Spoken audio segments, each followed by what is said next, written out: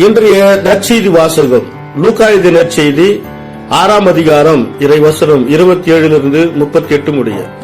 நான் சொல்வதை கேட்டுக்கொண்டிருக்கும் உங்களுக்கு கூறுகிறேன், உங்கள் பகைவரிடம் அன்பு கூறுங்கள், உங்களை வெறுப்போருக்கு நன்மை செய்யுங்கள், உங்களை சபிப்போருக்கு ஆசை கூறுங்கள், உங்களை இழந்து பேசுவோருக்காக இறைவனிடம் வேண்டுங்கள், உங்களை ஒரு கன்னத்தில் அறைபவருக்கு மறு கன்னத்தையும் திருப்பி காட்டுங்கள், உங்கள் மேலுடைய எடுத்துக் கொள்பவர் உங்கள் அங்கேயும் எடுத்துக்கொள்ள பார்த்தால் அவரை தடுக்காதீர்கள்.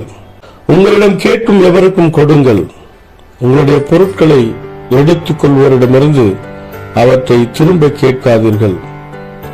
பிறர் உங்களுக்கு என்ன செய்ய வேண்டும் என்று விரும்புகிறீர்களோ அதையே நீங்களும் அவர்களுக்கு செய்யுங்கள். உங்களிடம் அன்பு செலுத்துவோரிடமே நீங்கள் அன்பு செலுத்தினால் உங்களுக்கு வரும் நன்மை என்ன?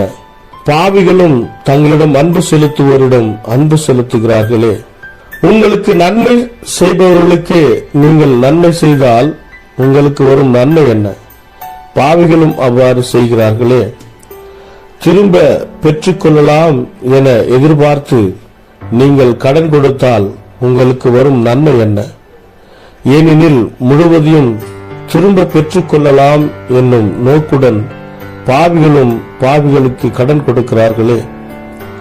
நீங்கள் உங்கள் பகைவரிடமும் அன்பு செலுத்துங்கள், அவர்களுக்கும் நன்மை செய்யுங்கள், திரும்ப கிடைக்கும் என எதிர்பார்க்காமல் கடன் கொடுங்கள்.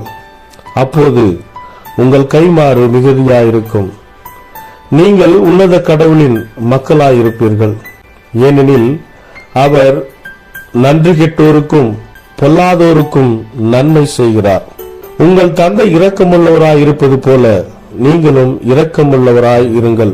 பிறர் குற்றவாளிகள் என தீர்ப்பளிக்காதீர்கள், அப்பொழுதுதான் நீங்களும் தீர்ப்புக்குள்ளாக மாட்டீர்கள். மற்றவர்களை கண்டனம் செய்யாதீர்கள், அப்பொழுதுதான் நீங்களும் கண்டனத்துக்கு ஆளாக மாட்டீர்கள். மன்னியுங்கள், மன்னிப்பு பெறுவீர்கள். கொடுங்கள், உங்களுக்கு கொடுக்கப்படும். அமுக்கி குலுக்கி சரிந்து விழும்படி நன்றாய் அளந்து உங்கள் மடியிலே போடுவார்கள். நீங்கள் எந்த அளவியால் அளக்கிறீர்களோ அதே அளவியால் உங்களுக்கும் அளக்கப்படும். இது கிறிஸ்து வழங்கும் நற்செய்தி. கிறிஸ்துவே உமக்கு புகழ்.